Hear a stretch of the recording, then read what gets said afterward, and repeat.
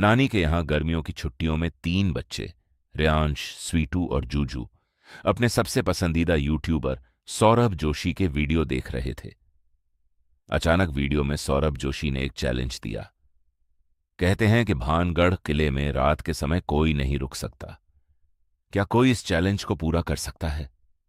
बस फिर क्या था। रेयांश, स्वीटू और छोटी जूजू तो पहले से ही एडवेंचर के शौकीन थे। रेयांश उछलकर बोला, हम ये चैलेंज जीतेंगे। स्वीटू ने भी जोश में कहा, हाँ, हम रात में भानगढ़ किले में घूमेंगे और साबित करेंगे कि हम नहीं डरते। जूजू भी पीछे नहीं रही, मैं भी चलूंगी। उनकी मम्मी ने पहले मना किया, लेकिन बच्चों की जिद के आगे हार गई।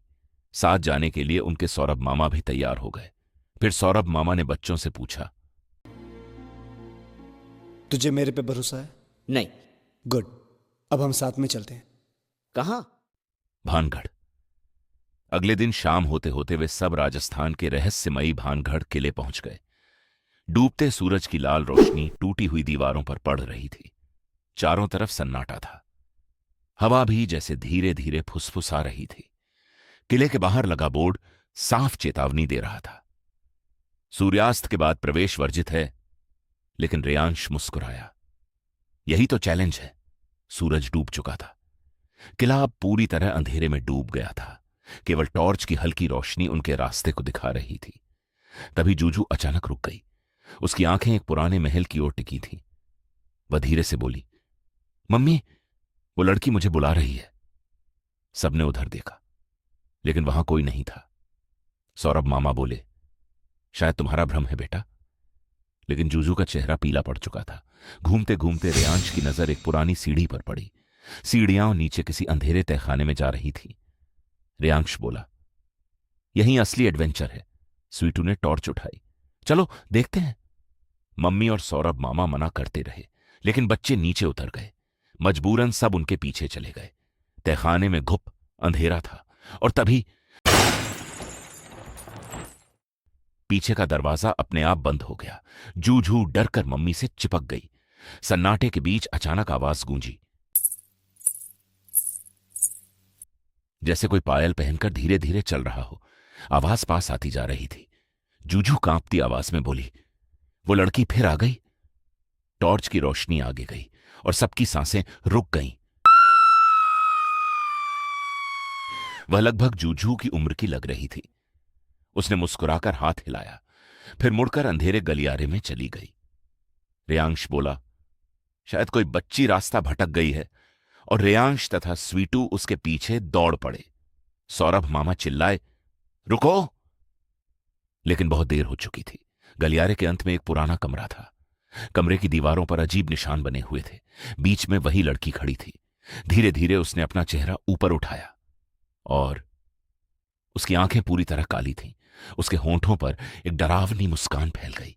जूझू चीख पड़ी। उसी क्षण कमरे की हवा बर्फ जैसी ठंडी हो गई। टॉर्च अपने आप बंद हो गई। अंधेरे में बच्चों की हंसी गूंजने लगी। ही, ही, ही, जब टॉर्च दोबारा जली, लड़की गायब थी, लेकिन दीवार पर कोयले से लिखा था, एक को यहीं छोड़ दो। मम्मी के हाथ कांपने लगे। स्वीटू की आवाज तक नहीं निकल रही थी। सौरभ मामा ने सबको अपने पास कर लिया। तभी उन्हें एक पुराना दरवाजा मिला।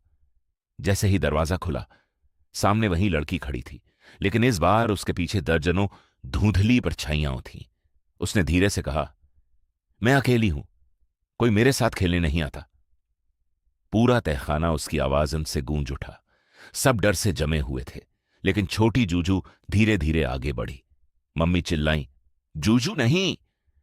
लेकिन जूजू रुकने वाली नहीं थी। उसने लड़की के सामने जाकर कहा, हम तुम्हारे दोस्त बन सकते हैं, लेकिन हमें घर जाना है। कुछ सेकंड तक पूरा तहखाना शांत रहा। फिर लड़की की डरावनी मुस्कान गायब हो गई। उसकी आंखों में आंसू आ गए। वह फुसफुसाई, मुझे भी घर जाना था। और अगले ही पल वह धुएं की तरह हवा में गायब हो गई। जैसे ही वह गायब हुई, तहखाने का दरवाजा अपने आप खुल गया। सब तेजी से बाहर भागे। किले के ऊपर चांद निकल चुका था। कोई भी पीछे मुड़कर देखने की हिम्मत नहीं कर रहा था। उस रात होटल में रेयांश खुशी से बोला, लगता है हमने सौरभ जोशी का चैलेंज जीत लिया। सब हंसने लगे। फिर मम्मी ने मोबाइल निकाला और किले की तस्वीरें देखने लगी। अचानक उनका चेहरा सफेद पड़ गया। एक फोटो में रेयांश, स्वीटू और जूजू मुस्कुरा रहे थे, लेकिन उनके पीछे सफेद कपड़ों वाली वही लड़की खड़ी थी। और सबसे डरावनी बात, उसका हाथ जूजू के कंधे पर था, जबकि उस समय वहां कोई लड़की थी ही नहीं।